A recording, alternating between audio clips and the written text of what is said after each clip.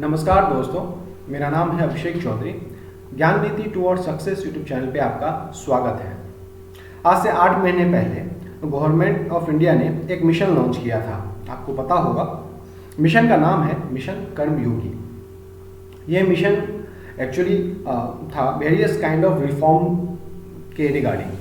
जो civil services of India है, civil services जो भी हैं, IAS IPS वगैरह बनते हैं, तो वो जो सिविल सर्विसेज का था उसमें बहुत टाइप के रिफॉर्म की बात कर रहे हैं गवर्नमेंट ऑफ इंडिया। तो उसी के ये मिशन उसी से रिलेटेड है, मिशन कर्मयोगी। इस मिशन के अंतर्गत अब एक नया कदम भारत सरकार ले रही है।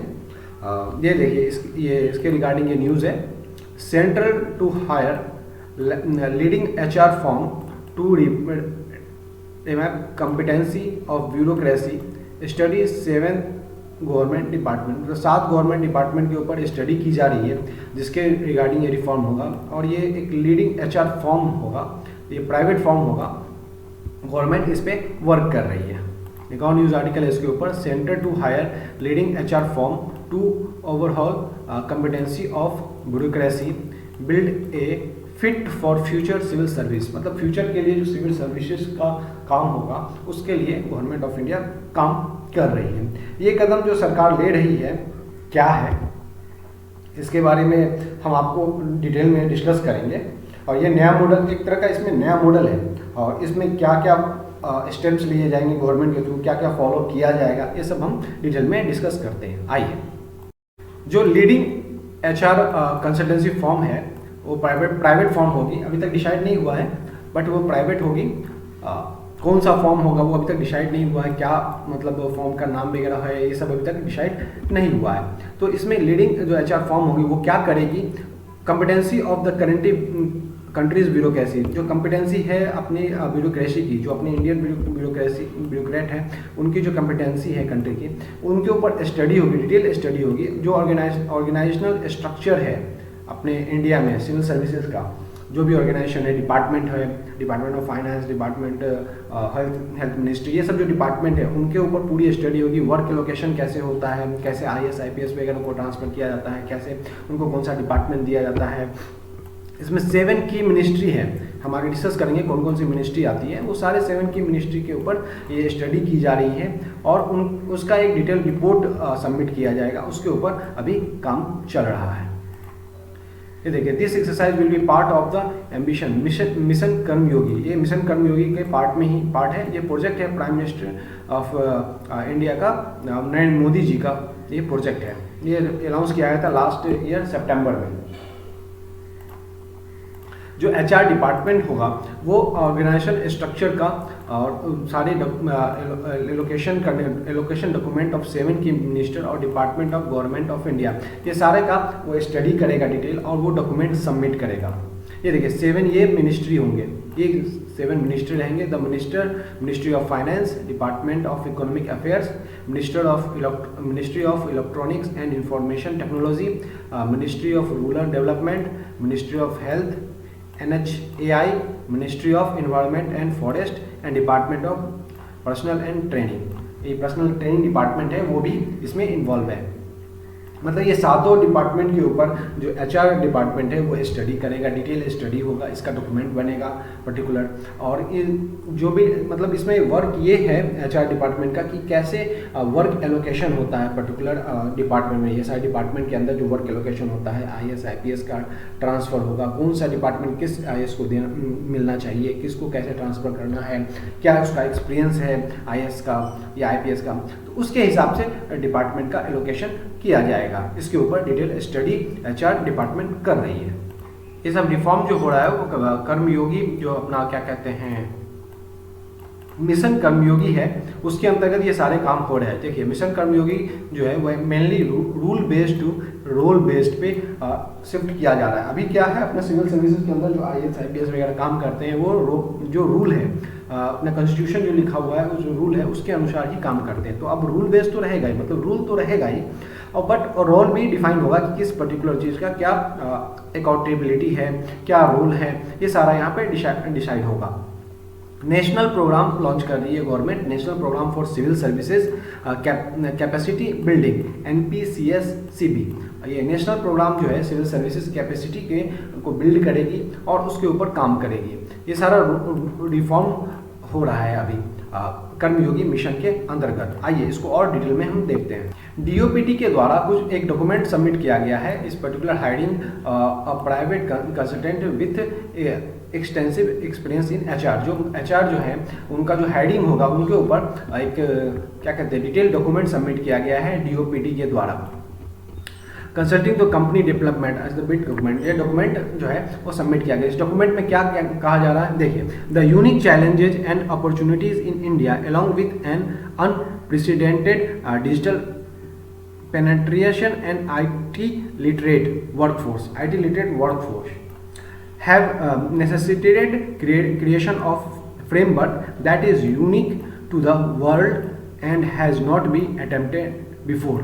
मतलब क्या कहा जा रहा है, जो हमारे पास वर्क है, जिस टाइप का वर्क अब आ रही है, डिजिटलाइज्ड हो रहा है सारा कुछ, आईटी से रिलेटेड काम है, उसके ऊपर ये डॉक्यूमेंट है और एचआर अब उसके ऊपर काम करेगी कि किस तरह से सिविल सर्विसेज में भी आईटी का यूज किया जाएगा।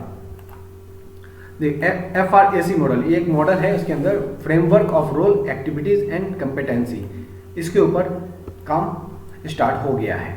ये मॉडल कैसे काम करता है देखिए, fit for future civil services, मतलब सिविल सर्विसेज को इस तरह से तैयार किया जाएगा कि वो फ्यूचर के लिए फिट होंगे, फ्यूचर में जो भी काम आएगा उस तरह से ये फिट रहेंगे करने के लिए।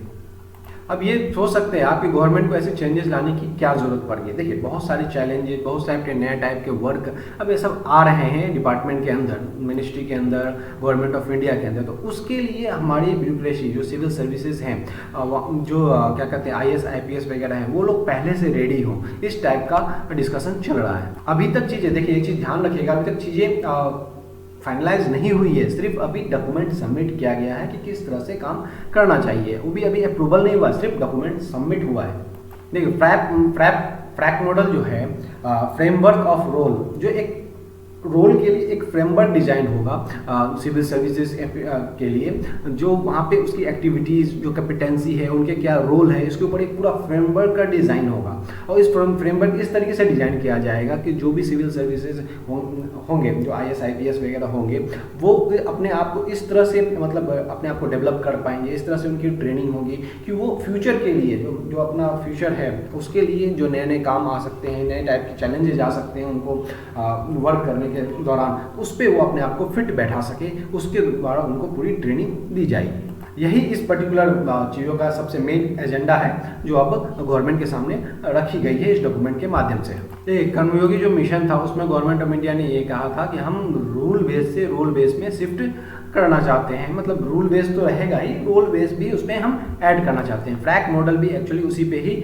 है based. FRAC will map the roles and activities corresponding to every government position with their desired competency across behavior, attitude, functional skill and domain knowledge. मतलब यहाँ पे ये कहा जा रहा है कि किसी पर्टिकुलर IAS को मान लीजिए, एग्जांपल लेते हैं IAS को, अगर उसका एटीट्यूड, बिहेवियर एटीट्यूड क्या है, मतलब उसका एक्सपीरियंस क्या है, वो क्या मतलब किस में उसका इंटरेस्ट है, फंक्शनल स्किल, किसी पर्टिकुलर चीज़ का उसको फंक्शनल स्किल है या नहीं, मतलब किसी डिपार्टमेंट में उसको फाइनेंस डिपार्टमेंट में ट्रांसफर करना है तो उसको पर्टिकुलर फाइनेंस डिपार्टमेंट का फंक्शनल स्किल है या नहीं, उस पर्टिकुलर डिपार्टमेंट का डोमेन नॉलेज वो भी है या नहीं, ये सारा कुछ डिसाइड किया जाएगा, तभी उसको उस पर्टिकुलर डिपार्टमेंट में ट्रांसफर किया जाएगा। या फिर जो नए हैं बंदे जिनको ट्रेनिंग चल रही है उनमें ये सारा स्किल देखा जाएगा कि वो पर्टिकुलर किस डिपार्टमेंट से आते हैं। मतलब जैसे अभी एग्जांपल देख लीजिए, आईटी में या फिर आईटी छोड़िए, किसी प्राइवेट फॉर्म में हम क्या देखते हैं कि किसी प्राइवेट फॉर्म में किसी पर्टिकुलर डिपार्टमेंट में जो लोग होते हैं, जैसे मान लीजिए फाइनेंस डिपार्टमेंट हो गया, तो वहाँ पे लोग जो फाइनेंस डिपार्टमेंट, वहाँ पे जितने भी वर्कर होंगे वो फाइनेंशियल डिपार्टमेंट से ही रिलेटेड होंगे। रिलेटेड इन द सेंस मैं कह रहा हूँ कि उनका एजुकेशन होगा, या तो वो BSc BCom होंगे, या फिर MCom होंगे, या फिर MBA होंगे, या फाइनेंस डिपार्टमेंट से कोई डिग्री होगा उनका, मतलब उनका जो डोमेन नॉलेज है वो एक्चुअल कंप्लीट उस पर्टिकुलर डिपार्टमेंट का होगा। और फंक्शनल स्किल मतलब उनको एक्सपीरियंस होगा उसी डिपार्टमेंट का, तभी उसको उस पर्टिकुलर डिपार्टमेंट में रखा जाता है। ये प्राइवेट ऑर्गेनाइजेशन का एक वर्क कल्चर है, तो वो उसी को यहाँ पे इम्प्लीमेंट, उसी टाइप को यहाँ पे इम्प्लीमेंट करने की कोशिश की जा रही है। एक पर्टिकुलर मैपिंग भी होगा इसमें। देखिए, each competency will have multiple level of proficiency organized in a stepped manner, dependency gradual progression from one level to other. मतलब क्या होगा कि पर्टिकुलर एक सिविल सर्विस सर्वेंट का एक जो प्रोफिशेंसी है, जो भी उनका एक्सपीरियंस है, फंक्शनल स्किल है, डोमेन नॉलेज है, सब सारा मैपिंग होगा कि वो मान लीजिए किसी फाइनेंस डिपार्टमेंट में अगर उसको ट्रांसफर करना है तो उसके पास ऑलरेडी कितना एक्सपीरियंस है और उसका कॉम्पिटेंसी क्या है, वो पर्टिकुलर डिपार्टमेंट के लिए डोमेन नॉलेज उनके पास कितना है। तो ये सारा कुछ की मैपिंग अब की जाएगी हर सिविल सर्वेंट की, हर एक IAS IPS की एक मैपिंग होगी और इससे क्या होगा, एक डाटाबेस तैयार हो जाएगा कि हमारे पास जो सिविल सर्विस के लोग हैं उनका कि उनके पास फंक्शनल नॉलेज कितना है, किसी पर्टिकुलर डिपार्टमेंट का क्या क्या नॉलेज है पर्टिकुलर IAS IPS का, वो सारा कुछ एक डाटाबेस तैयार कर लिया जाएगा।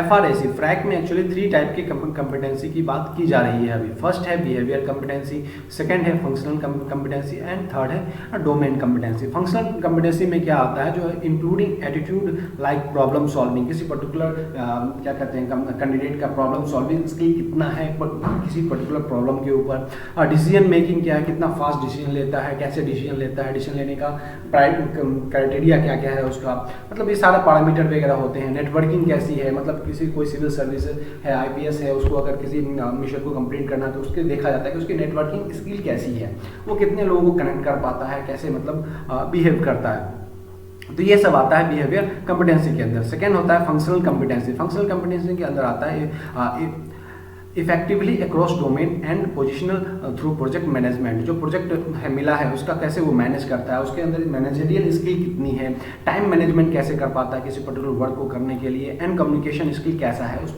पर्टिकुलर IAS IPS का। तो ये सारा कुछ फंक्शनल कॉम्पिटेंसी के अंदर आता है। ये सारे की एक मैपिंग होगी, पूरा पर्टिकुलर डाटाबेस बनेगा इसके लिए। डोमेन कॉम्पिटेंसी होता है जैसे मान लीजिए indirect taxes and custom requiring competency in indirect taxation. मतलब अब किसी CBIC में किसी को डालना है तो उसके अंदर टैक्सिंग लेवल का डोमेन नॉलेज कितना है, उसको पर्टिकुलर फाइनेंस का कितना नॉलेज है, टैक्स डिपार्टमेंट का कितना नॉलेज है, कस्टम डिपार्टमेंट का कितना नॉलेज है, उसको प्लानिंग कैसे कर पाता है, वो सारा कुछ यहाँ पे एक पर्टिकुलर डाटाबेस के अंदर इसकी मैपिंग होगी पर्टिकुलर IAS IPS की। तो इससे पता चलेगा कि उसके अंदर कितनी कॉम्पिटेंसी है। ये तीनों क्या कहते हैं कॉम्पिटेंसी के टाइप जो हैं उसके अनुसार उनकी कहाँ पे वो फिट बैठता है, कितना % किस में आता है, ये सारा कुछ डिसाइड होगा जब उसका ट्रांसफर होगा। ये किसी क्यों नया है जो अभी ट्रेनिंग करके अभी डिपार्टमेंट अलॉट होगा फर्स्ट टाइम, तो वहाँ भी ये देखा जाएगा कि इसको किस डिपार्टमेंट में किसी पर्टिकुलर IAS IPS को दिया जाए, अलॉट किया जाए किसी पर्टिकुलर डिपार्टमेंट को, उसकी ये कॉम्पिटेंसी के ऊपर ही डिसाइड होगा सारा। ये देखिए this will lead to the preparation of dictionary behaviour competency, dictionary of functional competency, dictionary of domain competency. मतलब एक पूरी डिक्शनरी, मतलब एक डाटाबेस तैयार होगा तीनों क्या कहते हैं कॉम्पिटेंसी के ऊपर, बिहेवियर, फंक्शनल और डोमेन नॉलेज के ऊपर। तो उसके हिसाब से ही उसको डिपार्टमेंट अलॉट किया जाएगा, ऐसा डॉक्यूमेंट में लिखा गया है। ये सारा कुछ जो होगा ये प्राइवेट अथॉरिटी के द्वारा ही होगा, ये पूरा प्राइवेट होगा। लीडिंग HR फर्म जो है वो प्राइवेट होगी, ये गवर्नमेंट ऑफ इंडिया के द्वारा लाई जा रही है। अब देखिए इसमें जो गवर्नमेंट ऑफ इंडिया कर रही है, आप कमेंट बॉक्स में बताइएगा क्या ये सही है, गवर्नमेंट को ऐसा रिफॉर्म करना चाहिए ब्यूरोक्रेसी के अंदर या नहीं करना चाहिए, आप क्या सोचते हैं इसके बारे में, आप कमेंट बॉक्स में लिख के हमें बताइएगा। Thank you. ज्ञान नीति टुवर्ड्स सक्सेस यूट्यूब चैनल को सब्सक्राइब कीजिए, वीडियो को लाइक कीजिए, कमेंट कीजिए एंड शेयर कीजिए, बेल आइकन को जरूर दबाइएगा जिससे कि आपको नया वीडियो का नोटिफिकेशन मिल जाए। Thank you.